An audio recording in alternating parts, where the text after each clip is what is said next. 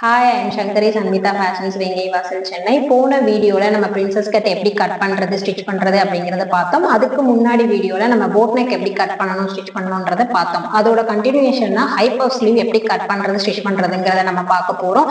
அதுக்கு pattern video நான் போடல. எதுக்காக அப்படின்னா அதுக்கான டீடைல்டு வீடியோ வந்து நான் ஆல்ரெடி போஸ்ட் பண்ணியிருக்கேன். இப்போ அதை எப்படி கட் பண்ணணும் ஸ்டிச் பண்ணணுங்கிறத மட்டும் தான் நான் இப்போ சொல்ல போறேன். வாங்க பார்க்கலாம்.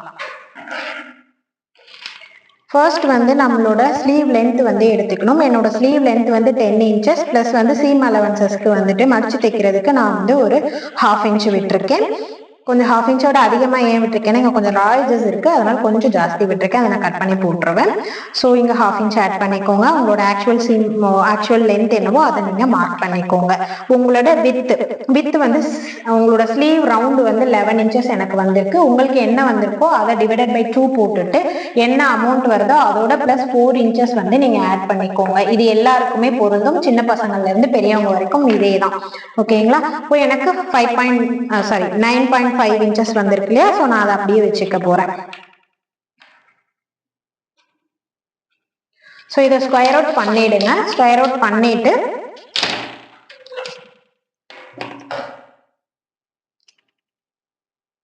அதுக்கப்புறம் இன்னொரு விஷயம் நான் சொல்லணும். இந்த மாதிரி நீங்க ஸ்லீவ் போடும்போது ஃபோல்டிங்ல போட்டிருக்கீங்களான்னு ஒரு தடவை செக் பண்ணிக்கோங்க. அப்படி இல்லை அப்படின்னா கரெக்டா நீங்க ஃபோல்டிங்ல வச்சுக்கோங்க. உங்களுக்கு ஃபோல்டிங் லைன்ல தான் வரணும். அதையும் நீங்க வந்து பார்த்துக்கோங்க. ஸோ இப்போ நான் ஸ்கொயர் அவுட் பண்ணிட்டேன். இதுக்குள்ளதான் என்னோட ஸ்லீவ் ரவுண்ட் வரப்போகுது. இப்போ பாத்தீங்க அப்படின்னா நம்ம பஃப் ஸ்லீவ் வந்து எப்படி டிரா பண்ணணும் அப்படின்னா, நம்ம எவ்வளோ ஹைட்டுக்கு வந்து ஹை பஃப் ஸ்லீவ் வேணுமோ 2.5 இன்ச்ல இருந்து நம்ம 4 இன்ச் 6-7 இன்ச் வரைக்கும் கூட நம்ம கொடுக்கலாம். நான் வந்து என்னோட ஸ்லீவுக்கு வந்து பாத்தீங்கன்னா 3 இன்ச்சஸ் வந்து நான் கொடுக்க போறேன். என்னோட ஹை பஃப் வந்து பாத்தீங்கன்னா 3 இன்ச்சஸ் வந்து நான் கொடுக்க போறேன். அதே 3 இன்ச்சஸ் வந்து நான் வித் சைட்லயும் நான் மார்க் பண்ணிக்கணும். ஸோ எவ்வளோ பஃப் வந்து கொடுக்குறோம் அதுக்கு ஆப்போசிட் அப்படி கிடையாது. 3 இன்ச்சஸ்ங்கிறது வந்து ஆவரேஜான அளவு. அதனால இங்க மார்க் பண்ணும்போது நீங்க 3 இன்ச்சஸ் கொடுங்க. நீங்க ஹைட் வந்து நீங்க எவ்வளவு வேணாலும் ஏத்திட்டே போகலாம். 2.5 இன்ச்ல இருந்து 7 இன்ச் வரைக்கும் நீங்க வந்து ஜாஸ்தி பண்ணிக்கிட்டே போகலாம். பட் இங்க நீங்க கொடுப்பீங்க இல்லையா அளவு, அது வந்து 3 இன்ச் வரைக்கும் கொடுங்க போதும். அதுக்கு மேல போகாதீங்க, அதுக்கு உள்ளேயும் போகாதீங்க. அப்பதான் உங்களுக்கு வந்து பஃபோட எஃபெக்ட் வந்து நல்லா ஜாஸ்தியா தெரியும், உங்களுக்கு அழகா தெரியும். நீங்க கம்மியான பிளீட்ஸ் ஒரு 5 பிளீட் கொடுத்தா கூட உங்களுக்கு பாக்குறதுக்கு அழகா இருக்கும். இப்போ நீங்க என்ன பண்ணணும் அப்படின்னா இங்க வந்து ஒரு லைட்டா ஒரு ஷேப் கொடுத்துக்கோங்க. அதுக்கு முன்னாடி நம்ம வந்து மெயினா ஸ்லீவ்ல வரைய வேண்டியதை நம்ம வரைஞ்சிருவோம். ஸோ இவ்வளவுதான் நம்ம பஃப், இந்த இடத்துலதான் நம்ம பஃப் வரப்போகுது. இதுக்கு அப்புறமா நம்ம என்ன பண்ணணும் அப்படின்னா, நம்ம அஸ்யூஷுவல் கேப் லென்த் கொடுப்போம் இல்லையா, அபோவ் 5க்கு மேல போனாலே நம்ம எவ்வளவு கொடுப்போம், 3.5 இன்ச் வந்து கேப் லைன் வந்து கொடுத்துருவோம் இல்லையா. ஸோ அதை நம்ம கொடுத்துட போறோம். கொடுத்துட்டு ஸ்ட்ரைட் பண்ணிக்கோங்க உங்களோட ஸ்லீவை.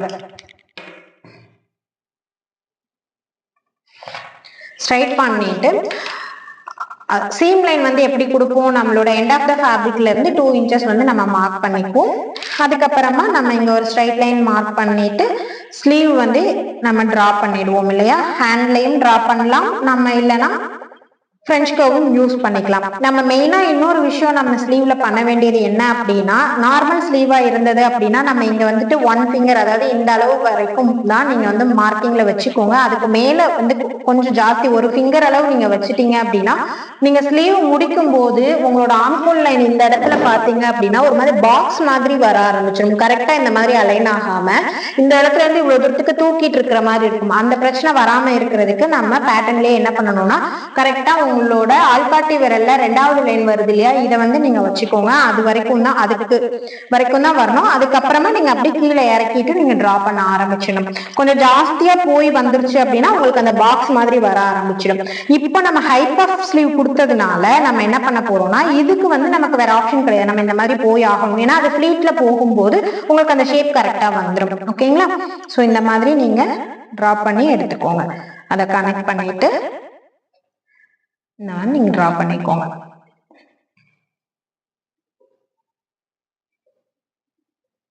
சோ இந்த இடத்துல நம்ம ஒரு நாட்ச் கொடுக்கணும். ஏன்னா இங்கதான் நம்மளோட மெயின் ஸ்லீவ் வந்து கனெக்ட் ஆகுது, தெரியுதா? இதுதான் நம்ம ஸ்லீவ் லைன், இது பஃப் கொடுக்க வேண்டிய இடம். சோ இந்த இடத்த ஃபுல்லாவே நீங்க பஃப் கொடுத்து சுருக்க போறீங்க. அப்போ இந்த இடத்தோட முடிச்சிடணும். அப்பதான் உங்களுக்கு அந்த பஃபோட எஃபெக்ட் வந்து கிடைக்கும். இப்ப கட் பண்ணிட்டு நான் உங்களுக்கு காட்டுறேன்.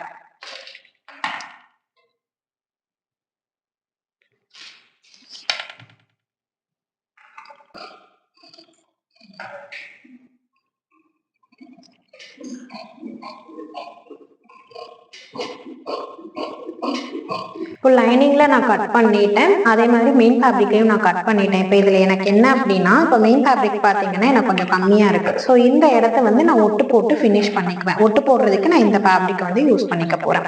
ஓகேங்களா, நீங்களும் அந்த மாதிரி யூஸ் பண்ணிக்கோங்க. பத்தல அப்படின்னா, ஏன்னா பார்டர் வர்றதுனால நமக்கு எப்படினாலும் பத்தாது இல்லையா? ஸோ அதனால ஒட்டு போட்டு நம்ம ஃபினிஷ் பண்ணிக்கலாம்.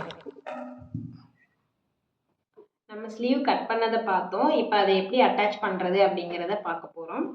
இப்போ பார்த்தீங்கன்னா நம்ம லைனிங் கட் பண்ணிட்டோம் இல்லையா? லைனிங் கட் பண்ணும்போது எனக்கு மெயின் ஃபேப்ரிக்கில் வந்துட்டு பார்த்தீங்கன்னா பத்தலை. ஸோ அதனால் நான் வந்துட்டு எக்ஸ்ட்ராவாக அட்டாச் பண்ணியிருக்கேன். இது வந்து நம்மளோட ஃபேப்ரிக்கில் வந்துட்டு மெயின் ஃபேப்ரிக்கில் கட் பண்ணது போக மிச்சம் அங்கங்கே நமக்கு கிளாத் இருக்கும் இல்லையா? அதில் நான் எடுத்து தான் வந்து இந்த மாதிரி நான் அடிஷ்னலாக அட்டாச் பண்ணியிருக்கேன். ஓகேவா? ஸோ இந்த மாதிரி நீங்களும் வந்து எவ்வளோ உங்களுக்கு தேவையோ அதை வந்து அட்டாச் பண்ணிக்கோங்க. நம்மளுக்கு இந்த மாதிரி பார்டர் வர்ற ஃபேப்ரிக்கில் எல்லாத்துலேயுமே வந்து பார்த்தீங்கன்னா அட்டாச் பண்ணுற மாதிரி தான் இருக்கும். அதனால ஒன்றும் இஷ்யூஸ் கிடையாது, நமக்கு இதோட முடிஞ்சிடும். இது வந்து எக்ஸ்ட்ராவாக தான் நம்ம கொடுக்குறோம். ஸோ ஒரு சப்போர்ட்டுக்காக தான் நம்ம கொஞ்சம் எக்ஸ்ட்ராவாக துணி கொடுக்குறோம். ஸோ இது அசிங்கமாலாம் வெளியில் தெரியாது. ஸோ இதை பற்றிலாம் நீங்கள் ஒரி பண்ணிக்க வேண்டாம். ஸோ இப்போ இதில் வந்துட்டு நான் லைனிங்கை வந்து அட்டாச் பண்ண போகிறேன்.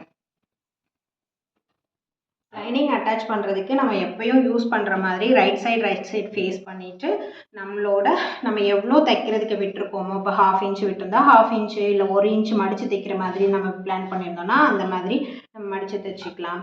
இல்லை தச்சு திருப்புற மாதிரி நீங்கள் பிளான் பண்ணியிருந்தீங்கன்னா தச்சு, இப்போ நம்ம வந்து பார்த்தீங்கன்னா நான் தச்சு திருப்புற மாதிரி தான் நான் விட்டுருக்கேன் மெஷர்மெண்ட்டு. ஸோ நான் வந்து என்னோடய அளவுக்கு ஏற்ற மாதிரி நான் தச்சு தான் திருப்ப போகிறேன்.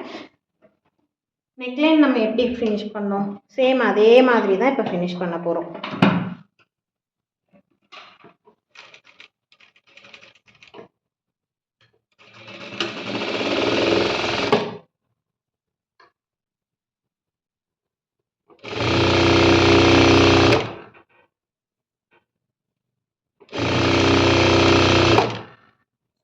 எவ்வளோ சீம் அலவன்சஸ் நம்ம விட்டுருக்கோமோ அந்த சீம் அலவன்சஸை கரெக்டாக நீங்கள் வந்து தச்சு திருப்பிக்கோங்க. எல்லாத்துலேயுமே நான் முதலையே சொன்ன மாதிரி எல்லாம் 2 ஸ்டிச்சு போட்டுக்கோங்க. அது வந்து நமக்கு தையல் பிரிஞ்சு வராமல் இருக்கும். ஏன்னா நம்ம வந்து 2 தையல் போடுவோம். இந்த மாதிரி 2 தையல் நீங்கள் வந்து போட்டுக்கோங்க. எப்பயும் போல் நம்ம ரைட் சைட் ஃபேஸ் பண்ணிவிட்டு நம்ம தைச்சிடுறோம். தைச்சிட்டு நம்ம ஸ்ட்ரைட் கட்டில் தைக்கும்போது நம்ம உள்ளே ஸ்லிட்டு கொடுக்கணுன்னு அவசியம் கிடையாது. என்னடா நம்ம நெக்லைன் கொடுக்கும்போது ஸ்லிட் கொடுத்தாங்க இப்போ அப்படியே திருப்பிட்டாங்கன்னா நீங்களே பாருங்கள். ஸோ அப்படியே நம்ம டேர்ன் பண்ண உடனே அதுவே அழகாக அப்படியே டேர்ன் ஆகுது இல்லையா? ஸோ இதை மாதிரி நீங்கள் கிராஸ் லைனில் கட் பண்ணி தைக்கும்போது உங்களுக்கு வந்து இந்த மாதிரி ஆகாது. அதனால தான் நான் வந்துட்டு ஸ்லிட்டு கொடுக்க சொல்லுவேன். ஸோ ஸ்ட்ரைட்டாக நம்ம தைக்கும்போது நமக்கு ஸ்லிட்டு தேவையில்லை. இது முடிஞ்சதுக்கப்புறமா நம்ம எப்பயும் போல் படிமான தையல் வந்து போட்டுடுறோம்.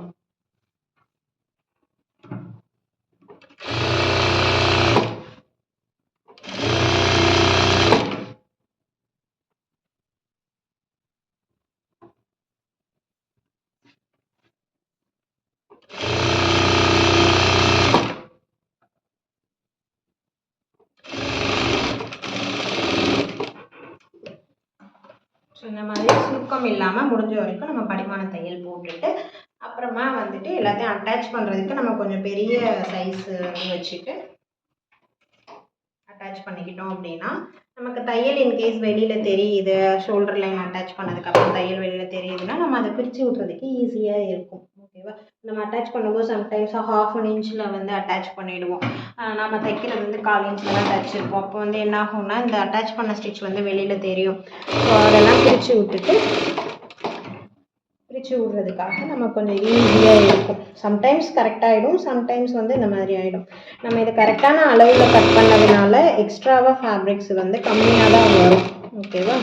ஸோ அதை நீங்கள் இது பண்ண வேண்டாம். யூஸ்வலி நம்ம 1/4 இன்ச்சஸ் வந்து எக்ஸ்ட்ரா விட்டு தான் கட் பண்ணியிருப்போம் அட்டாச்மெண்ட்டுக்கு. நான் இதில் ஒரு பக்கம் மட்டும்தான் நமக்கு வருது எக்ஸ்ட்ராஸ். ஸோ நீங்கள் கொஞ்சம் பொறுமையாக அட்டாச் பண்ணிங்க அப்படின்னா எந்த ஃப்ளீட்ஸுமே ஃபார்ம் ஆகாமல் அழகாக வந்து உங்களுக்கு வந்துடும். நான் வந்து லைனிங் ஃபேப்ரிக்கையும் மெயின் ஃபேப்ரிக்கையும் அட்டாச் பண்ணிட்டேன். இப்போ பார்த்தீங்கன்னா தெரியும். ஸோ 2 ஸ்லீவுக்குமே நான் அட்டாச் பண்ணிட்டேன். ஓகேங்களா? ஓகேங்களா. ஸ்லீவ் கீழே ஃபினிஷ் பண்ணியாச்சு. இப்போ எது எனக்கு துணி இல்லைன்றதுனால நான் இன்னொரு கலரில் வந்து லைனிங் போட்டிருக்கேன் அது உள்ளே போகிறதுனால. ஸோ என்னோட பர்பஸ்க்குனால நான் அந்த மாதிரி பண்ணியிருக்கேன். கிளைண்ட்ஸ்க்குலாம் நீங்கள் சேம் கலர் தான் யூஸ் பண்ணணும், இந்த மாதிரி மாற்றி மாற்றி போடாதீங்க, அதையும் நான் சொல்லிடுறேன். நெக்ஸ்ட்டு வந்துட்டு நம்ம ப்ளீட் வந்து வைக்கணும் இல்லையா, அதாவது ஹை பஃபுக்கு வந்து ப்ளீட்ஸ் வைக்கணும் இல்லையா, அதை தான் நம்ம வைக்க போகிறோம்.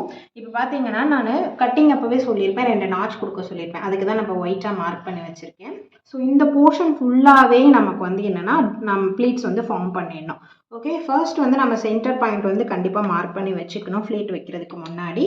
ஸோ இந்த மாதிரி மார்க் பண்ணி வச்சுட்டு நீங்கள் ப்ளீட்ஸ் வைக்க ஸ்டார்ட் பண்ணுங்கள். ஸோ நம்ம அந்த வி ஷேப் கொடுத்துருக்கோம் இல்லையா, அதுக்கு முன்னாடி இருந்தே தையல் ஸ்டார்ட் ஆகிடணும். சும்மா ஒரு 2 தையல், ஸ்ட்ராங் ஸ்டிச் போடாதீங்க. ஸோ 2 தையல் வந்ததுக்கு அப்புறமா நீங்கள் குட்டி குட்டியாக வந்து ப்ளீட்ஸ் வந்து வைக்க ஆரம்பிங்க.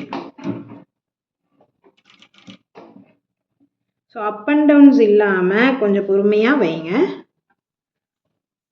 கேதர்ஸ் மாதிரி வைக்காதீங்க, ப்ளீட்ஸ் மாதிரி வைங்க. ப்ளீட்ஸ் மாதிரி வச்சிங்கன்னா தான் உங்களுக்கு அந்த ஹை பஃபோட எஃபெக்ட் வந்து நல்லா கிடைக்கும். ஸோ டுவர்ட்ஸ் அப்படியே நான் ஒரே பக்கமாகவே வைங்க, ஆப்போசிட் டைரெக்ஷனில் வைக்க வேண்டாம். 1/4 இன்ச்சுக்கு அப்படியே நீங்கள் வச்சுட்டே வாங்க உங்களோட மார்க்கிங் வரைக்கும்.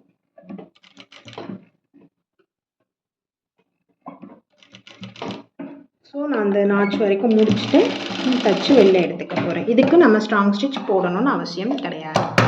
ஓகேங்களா, இப்போ பார்க்கலாமா நம்மளோட ஹை பஃப் எப்படி வந்துருக்குன்னு. தெரியுதா உங்களுக்கு? நல்லா அந்த எஃபெக்ட் பார்த்தீங்கன்னா அவ்வளோ அழகாக இருக்கும் உங்களுக்கு. ஸோ இன்னும் இந்த ப்ளவுஸை ஃபுல்லாக கம்ப்ளீட் பண்ணிவிட்டு பார்க்கும்போது உங்களுக்கு அந்த இதோட பஃபோட எஃபெக்ட் வந்து ரொம்ப நல்லாவே தெரியும். நான் 2.5 இன்ச் ஹைட்டு தான் வச்சுருக்கேன், அதுக்கே பார்த்தீங்கன்னா எவ்வளோ நல்லா அழகாக தெரியுது பாருங்கள். ஸோ இதே மாதிரி நம்ம இன்னொரு ஸ்லீவையும் பண்ணி எடுத்துக்க போகிறோம். ஸோ இப்படி தான் உங்களுக்கு பஃபோட எஃபெக்ட் வந்து இருக்க போகுது. சேம் இப்போ நான் வச்சேன் இல்லையா, அதே மாதிரி அதே டைரெக்ஷனில் நீங்கள் வச்சு எடுத்துக்கோங்க. தைக்கிறதுக்கு முன்னாடியே நீங்கள் ஸ்டார்ட் பண்ணிவிடுங்க.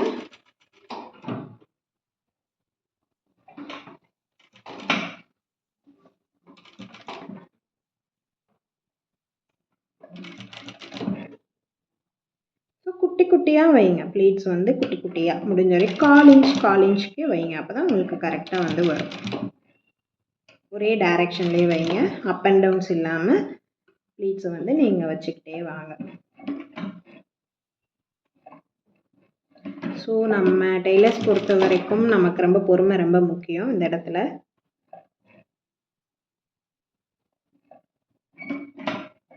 ப்ளீட்ஸ் வைக்கும்போது கொஞ்சம் முன்ன பின்ன வரும், அந்த டைம்லலாம் நம்ம வந்து எரிச்சல் அடையக்கூடாது. பொறுமையாக பண்ணோம் அப்படின்னா கரெக்டாக நமக்கு வந்துடும்.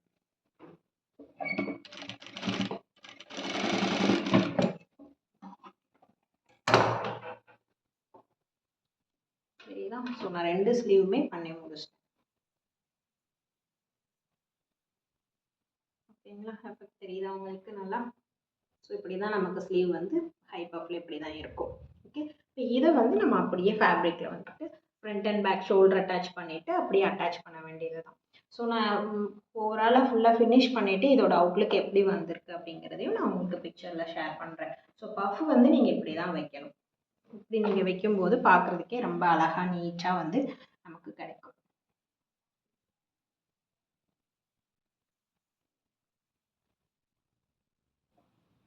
இப்போ நம்ம மெயின் ஃபேப்ரிக்கில் வந்து ரைட் சைடு லெஃப்ட் சைடு ரெண்டுத்துக்குமே நம்ம வந்து ப்ளீட்ஸ் வச்சுட்டோம், 2 ஸ்லீவுக்குமே நம்ம ப்ளீட்ஸ் வச்சுட்டோம்.